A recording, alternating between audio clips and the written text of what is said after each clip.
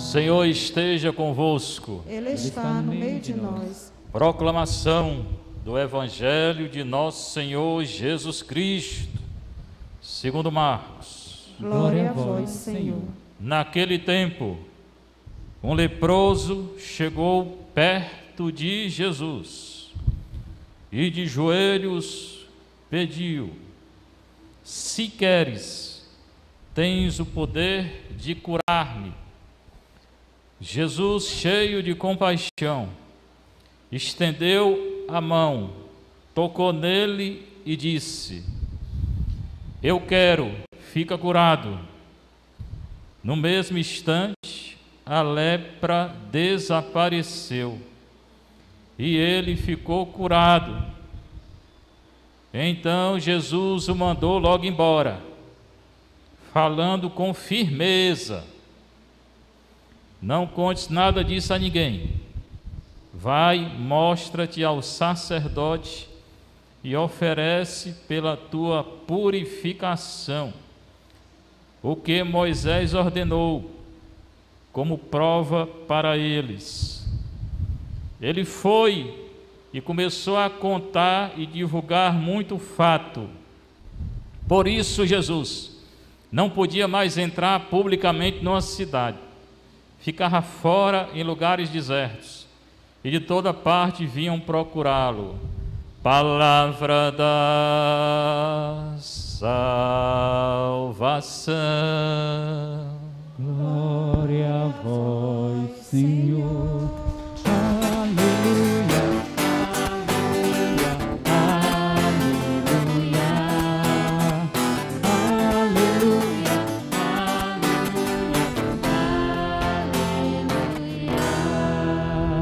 Sentar um pouco, o Evangelho de Marcos. Estamos lá no versículo 40, 45, capítulo 1 ainda do Evangelho de Marcos. É só que vai ser interrompido agora durante a quaresma. 40 dias, o Evangelho vai ser outros Evangelhos, não é mais só Marcos não. Tem Marcos também. Mas é o período da quaresma e da Páscoa. Serão 90 dias, é o período mais longo da igreja, período festivo mais longo. 40, quaresma, depois 50, Páscoa, aí chega Pentecoste. Depois de Pentecoste, retoma o tempo atual, que é o tempo ordinário, sexto domingo do tempo comum. Quando retomar no sétimo domingo do tempo comum. Aí continua até o final do tempo comum, 35, 34 semanas, Cristo Rei, que é o último domingo do tempo comum, a festa do Cristo Rei. Domingo seguinte, Advento, e começa outro período festivo. Então é assim. Advento, 20 dias, depois do tempo do Natal, até janeiro, nós terminamos há pouco tempo. Então Marcos, naquele tempo, linguagem litúrgica para introduzir o Evangelho. Fala de uma cura de um leproso. Primeira leitura, eu mandei ler duas. A primeira é a lei, como o leproso é tratado. A segunda leitura é uma cura também, muito parecida com essa aqui. Um leproso chegou perto de Jesus e de joelhos pediu. A lepra era uma doença maldita em Israel, né? Quem era leproso não podia morar dentro da cidade. Fortaleza tem o leprosário lá em Antônio Diogo. Eu visitei uma vez lá.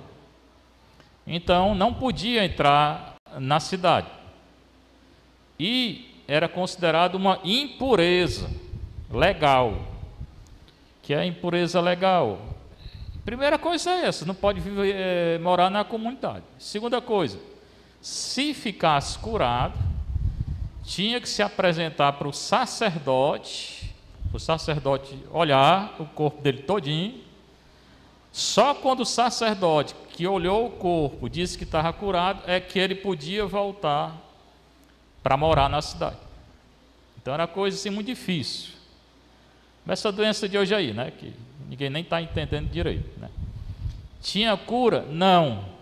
Hoje não tem, mas com tanto remédio a pessoa pode até morar em casa, com cuidado, né? Mas é uma doença muito, muito difícil. e era uma impureza. Além de ser doença, a pessoa era tratada como impuro. Não podia se aproximar de ninguém, né? Vivia sempre à parte. Esse aqui, fugindo do que a lei dizia, ele chegou perto de Jesus. Não podia chegar, mas não estava nem aí, né? Queria ser curado. Chega e pede, mas não pede de qualquer jeito. Ele de joelhos vai fazer o pedido, né? Quando é uma coisa muito importante, é bom a gente pedir de joelho. É bom saber que esse som dessa altura aí dá processo, viu? O pessoal devia ter um pouco de... primeiro, de educação, não tem. Segundo, dá processo. O Brasil tem lei, ninguém cumpre a lei. Ele de joelho pede. Tem uma coisa importante para pedir, é bom pedir de joelho, reconhecendo-se nada, né, diante de Deus. Também, se pedir de joelho, todo orgulhoso, não adianta, certo? Qual o pedido dele? Para a gente aprender: se queres, tens o poder de curar. Ele não foi logo dizendo, eu quero isso, eu quero aquilo, não sei o quê. Porque parece às vezes isso, a gente chega na igreja e começa a pedir como se estivesse no supermercado, né? Eu quero isso, eu quero aquilo. Não é assim não. Ele entregou tudo a Nosso Senhor e disse: se tu quiseres, se tu queres.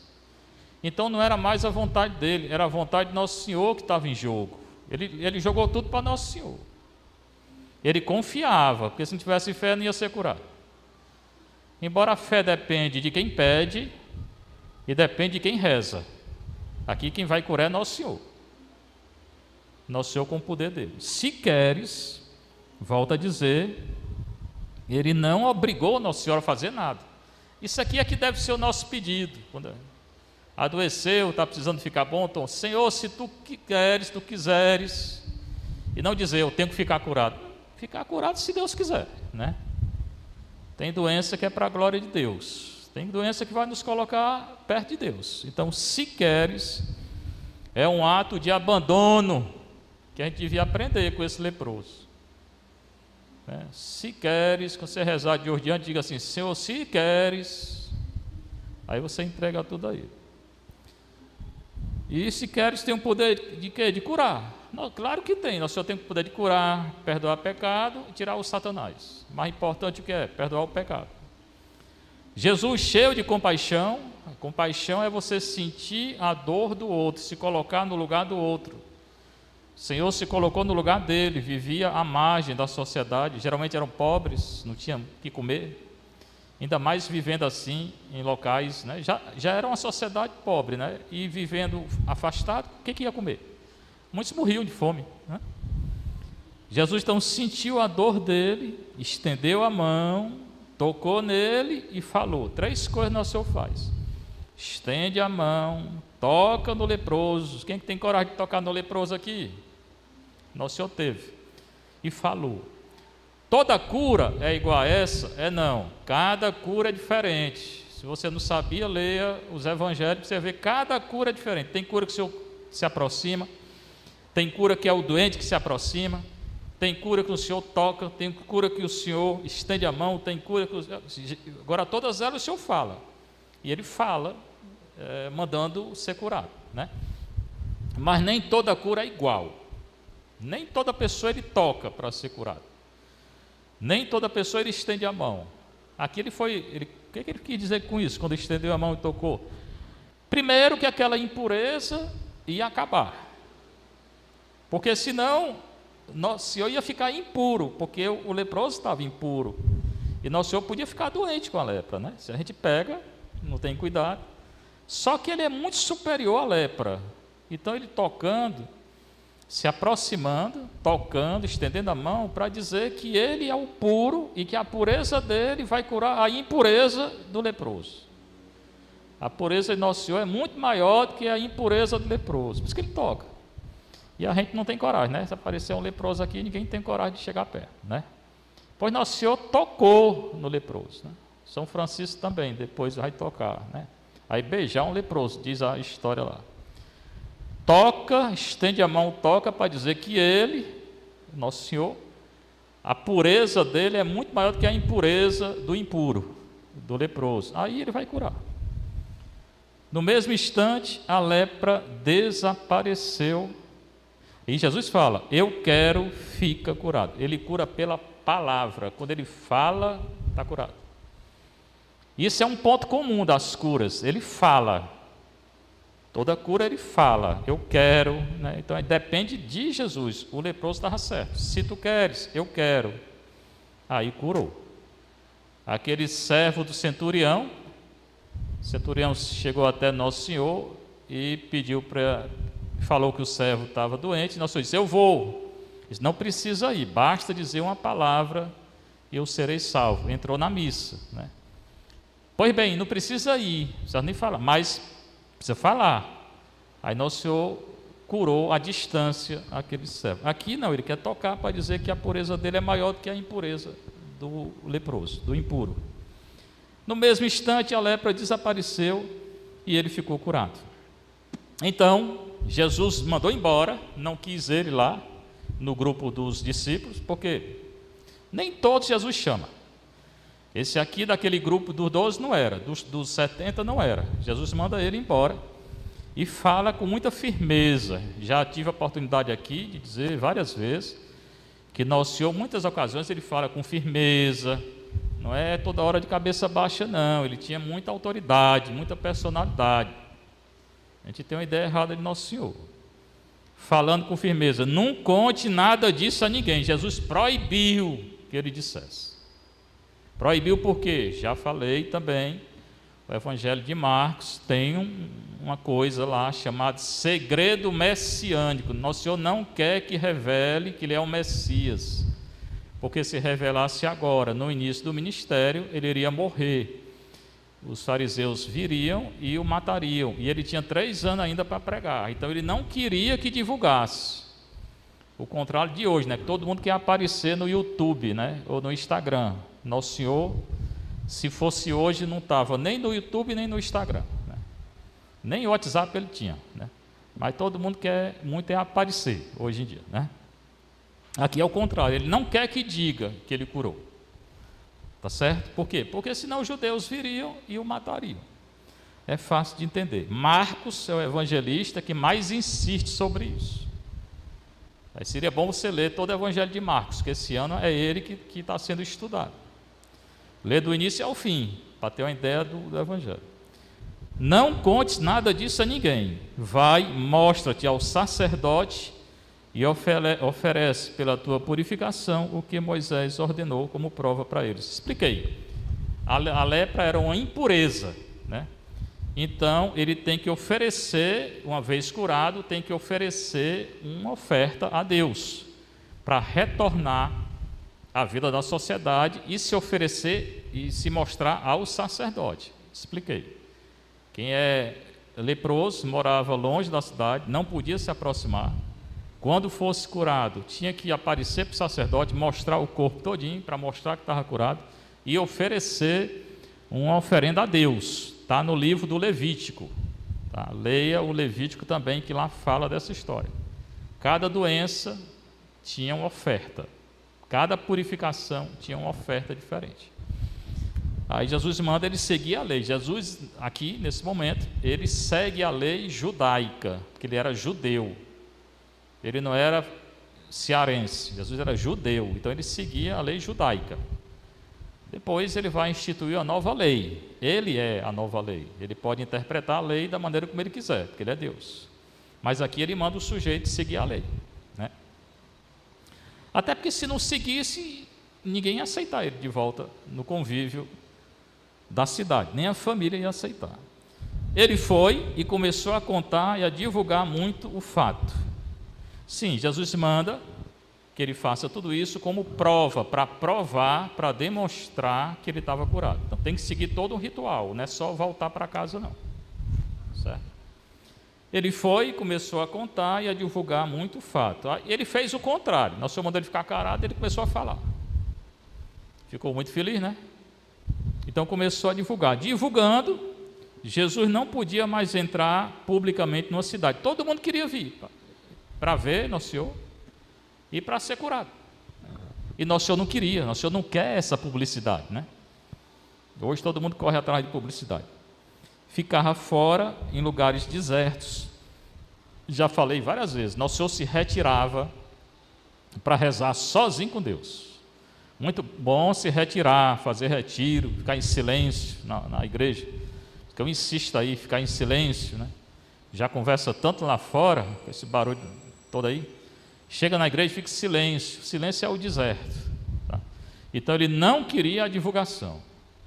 Ele fugia dessa história de alvoroço. Hoje, todo mundo gosta de alvoroço, né?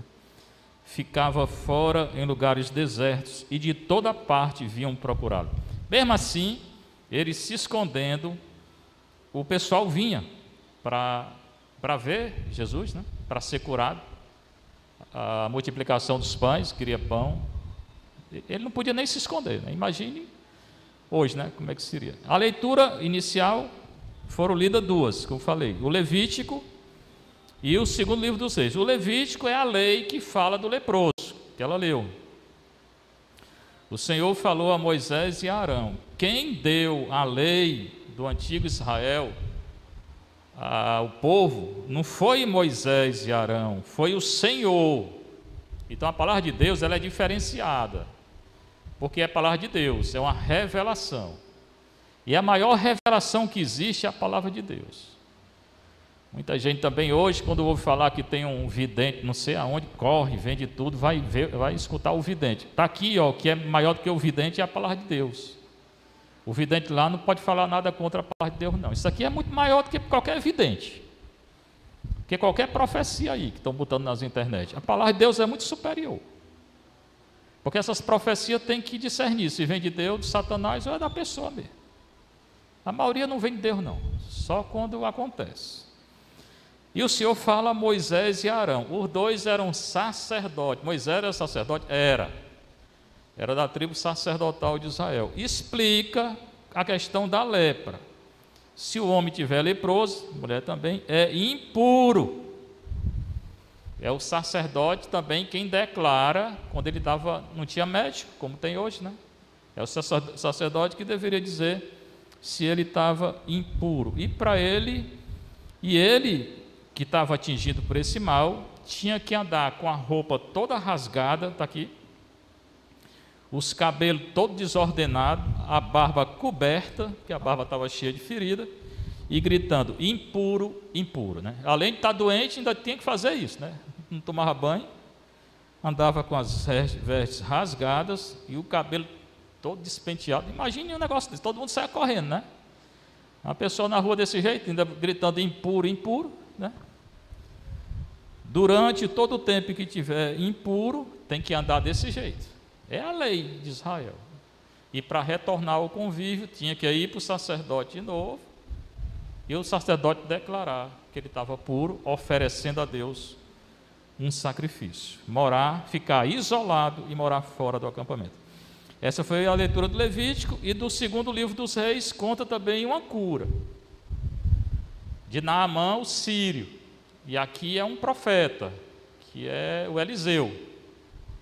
Tá? Esse sujeito aqui, ele ficou leproso.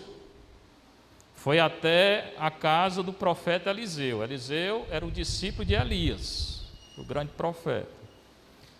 E Eliseu, você pensa que Eliseu foi atender o sujeito? Foi não. Ele era rico, vem de uma região do norte, veio oferecer presente para o Eliseu, porque ele tinha escutado falar que o Eliseu fazia milagre. Quem faz milagre é Deus, não é Eliseu, primeiro erro. A empregada desse sujeito disse, olha, lá em Israel tem um profeta que pode te curar. Aí ele veio até a casa do Eliseu, e o Eliseu não recebeu ele não. Muitos profetas eram bem duros assim, né? Para a gente aprender também. Eliseu mandou um mensageiro e disse, olha, manda ele tomar um banho no rio lá e pronto, vai ficar curado. Né? Vai, lava-te 7 vezes no Jordão, e tua carne será curada e ficarás limpa. Então o Eliseu, que era o profeta, não atendeu o sujeito. Mandou ele tomar banho no rio Jordão, o mesmo rio que Nosso Senhor foi batizado, que Israel atravessou para entrar na terra prometida. Aí ele ficou com raiva, queria ver o profeta, né? E disse, pô, eu não vou tomar banho não, nesse rio. Eu venho de longe, trouxe até dinheiro para dar para esse sujeito, ele não quis nem me ver. Na minha terra tem rio maior do que esse, melhor do que esse. Aí disse: não vou tomar banho nesse rio não. Irritado, foi-se embora dizendo: eu pensava que ele sairia para me receber, e que de pé invocaria o nome do Senhor seu Deus, e que tocaria em sua mão o lugar da lepra e me curaria. Esse aqui estava atrás de sinais assim, né? Que ele, o profeta viesse, tocasse nele. Não precisa tocar em nada não, basta ter fé, né?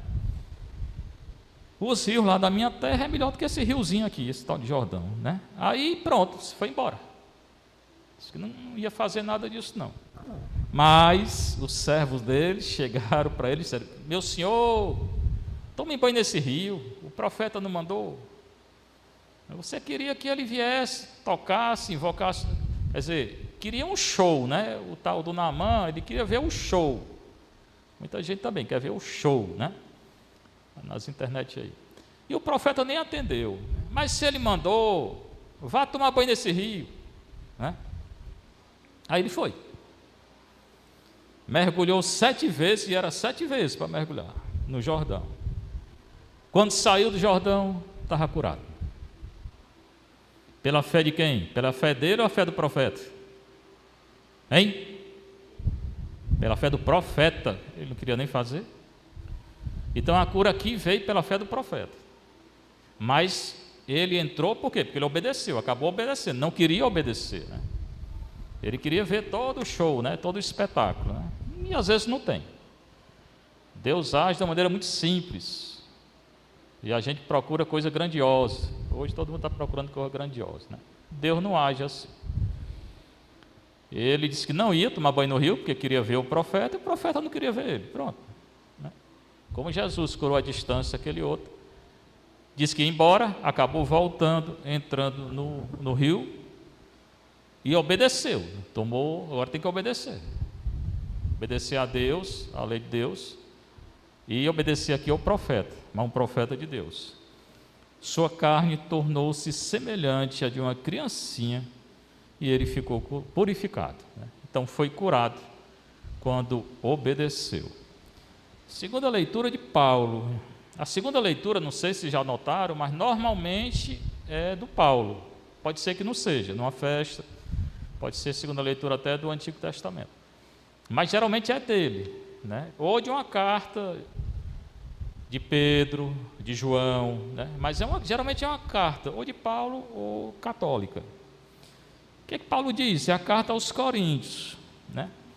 Irmãos, irmãs, o que vocês fizerem, façam tudo para a glória de Deus.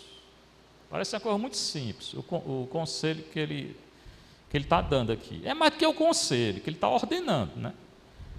Quer comais, quer bebais, quer façais qualquer coisa, fazei tudo para a glória de Deus. Então, o que eu fizer na minha vida é para a glória de Deus. Eu não tenho que estar olhando se os outros estão vendo, se não estão vendo, como aquele Naamã, né, que queria que o profeta viesse, tocasse nele. Eu não tenho que ir atrás disso, não. Eu não tenho que me parecer mais do que eu sou na frente de ninguém.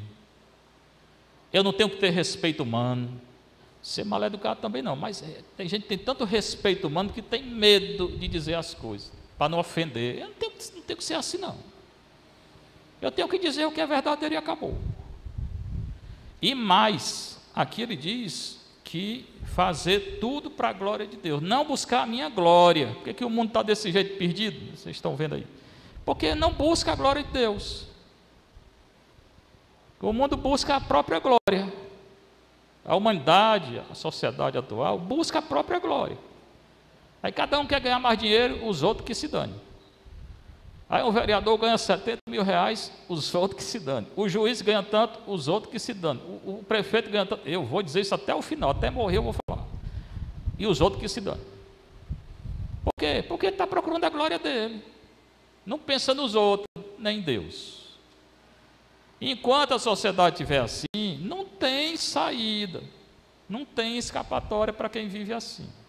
Se não se converter, vai passar a eternidade sem Deus, que é o que a igreja chama de inferno, né? Então, o que eu fizer, eu tenho que fazer para a glória de Deus. Você está trabalhando? Trabalho para a glória de Deus. É obrigação, se você é casado, você tem que trabalhar. mas faça para a glória de Deus. Isso aí é a glória de Deus, é? Além de ser imbecilidade, eu não sei o que é, né? Então o mundo vive assim, né? O mundo está desse jeito aí, né? Aí pega um veículo desse aí, tanto faz, se mata, se tá nem aí para nada. Se não se arrepender, tchau. Você que é casado, você que é solteiro, tudo que você fizer, o padre tem que fazer para a glória de Deus. Chegou domingo, chegou, pronto, seu dia é consagrado a Deus. Domingo não é para fazer o que quer, acordar a hora que quer, e lá no final da tarde eu vou para a igreja. Está errado. Aí vem se arrastando, né? Domingo é para você colocar seu dia todinho pensando na missa, porque o mais importante é a missa. Aí se prepare para a missa, venha antes e reze em silêncio, confesse, entendeu? Aí você vai vivendo para a glória de Deus. E não faz essas loucuras aí, nem faz o mal. Quem faz é que está perdido, né? Não escandalizei ninguém. Outra coisa é não escandalizar, né? Felizmente também vivemos num mundo de muito escândalo, né? Dentro da igreja, fora da igreja. É escândalo toda hora. Escândalo com dinheiro, vocês sabem, está nas internet aí. Todo dia tem notícia de escândalo. Não escandalizei ninguém, nem judeu, nem grego, nem a igreja de Deus. Naquela época já tinha escândalo na igreja.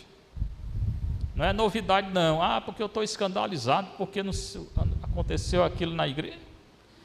Escandalizado de besta, porque sempre houve. Desde o início ele está dizendo que já havia escândalo. Fazei como eu, no versículo 33, agora ele está falando dele, Paulo, que procuro agradar a todos em tudo, não buscando o que é vantajoso para mim, mas o que é vantajoso para todos, né? Então, Paulo, ele não pensava nele, não pensava em tirar proveito das coisas para ele, ele pensava nos outros, mas presta atenção no que ele vai dizer. O que é vantajoso para todos, a fim de que sejam salvos. Não é adulando os outros, nem fazendo tudo que os outros querem, mas conduzindo os outros para a salvação. Ele fazia tudo para converter todos. Tem que entender o versículo. Não é dizer uma pessoa, por exemplo, que está num pecado grave, aí, não, deixa, bichinho, pode ir. Não, não é isso não. Ele vai fazer tudo para tirar a pessoa do pecado. É nesse sentido que o mundo interpreta diferente, né? Hoje, deixa fazer o que quer, do jeito que quer. Menina com 12 anos engravida, depois aborta, depois não sei o quê.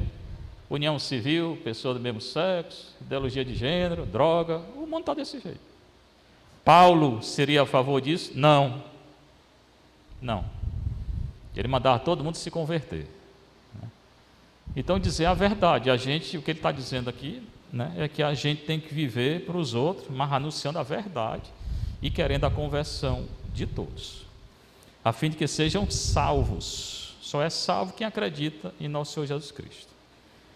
E é o que ele diz no versículo 1, capítulo 11. Sede meus imitadores, imitador de Paulo, como ele é imitador de Cristo. Ou seja, imita em Cristo. Certo? Bem, vai começar então a quaresma, já falei. Houve toda essa polêmica aí, ainda está vendo nas internet, né? Campanha da fraternidade.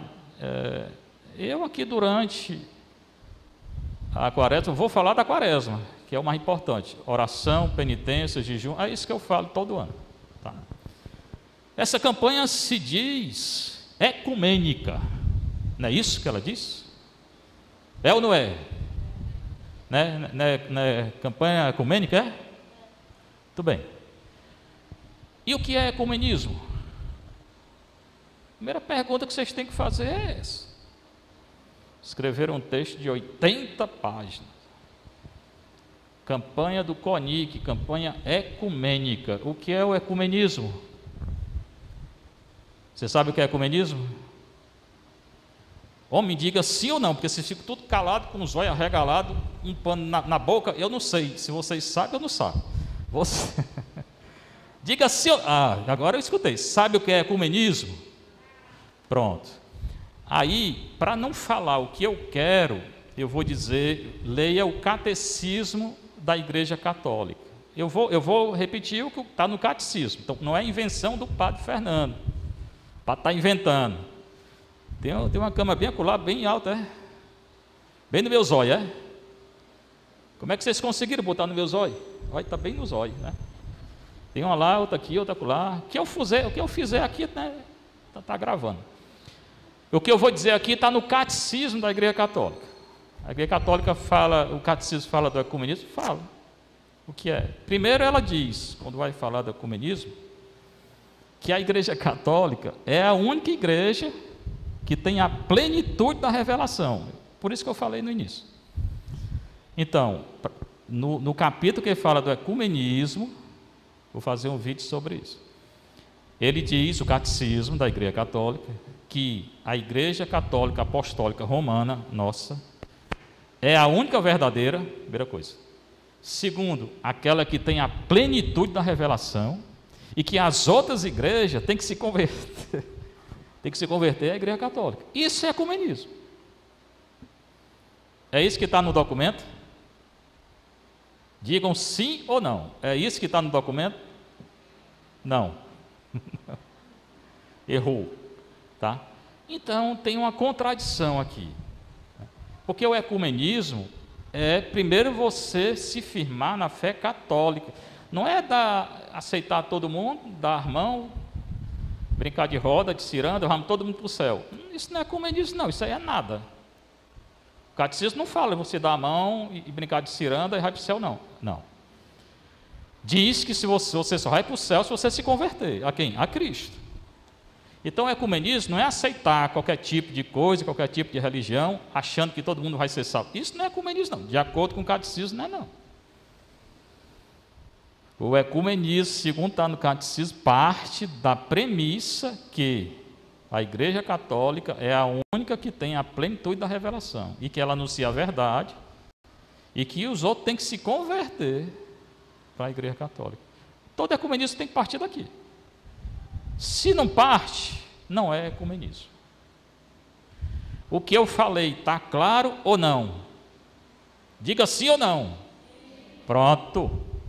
Né? Então, não existe ecumenismo que parta de outro princípio. Não acredito que você está dizendo, não. Leia o catecismo da Igreja Católica. Pronto. Você pega o verbete ecumenismo, lá no final, que ele vai te dar a página. Tá? Não existe ecumenismo que parta fora dessa premissa. A Igreja Católica é a única que tem a plenitude da revelação. Aí a gente conversa, mas a Igreja Católica é a única que tem a plenitude da revelação. As outras igrejas têm alguma coisinha, uma semente de verdade aqui, outra acolá, não sei o quê, mas a plenitude só a Igreja Católica. E eu tenho que anunciar a verdade que está e é a Igreja Católica, para que os outros se convertam. E não achar que todo mundo, porque eu nasci, não sei o quê, eu vou morrer assim mesmo e vou para o céu. Não quer dizer que você vai para o céu, não. Você pode até ir, mas aqui tem a plenitude da igreja, na revelação, é a Igreja Católica. E a graça que vai chegar até você vem através da Igreja Católica. Isso é o ecumenismo, parte daqui. Mas isso não foi explicado no texto. Aí gerou uma grande confusão. E continua gerando, né? Não sei se entraram nas internet aí, um bocado de vídeo aí sobre a campanha. Já viram ou não? Tem vídeo de todo jeito. É gente acusando, gente aceitando, gente não sei o quê.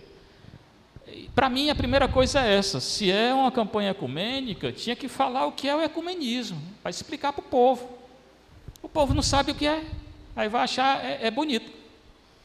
Vamos dar mão, fazer uma roda aqui, ciranda, é? Tem gente que acha que é isso, né? Fazer a ciranda e está todo mundo. Isso não é ecumenismo, não. Então, primeiro conselho, expliquei já, está lá no catecismo. Eu vou explicando durante a quaresma todinha, né? O que é esse tal de ecumenismo.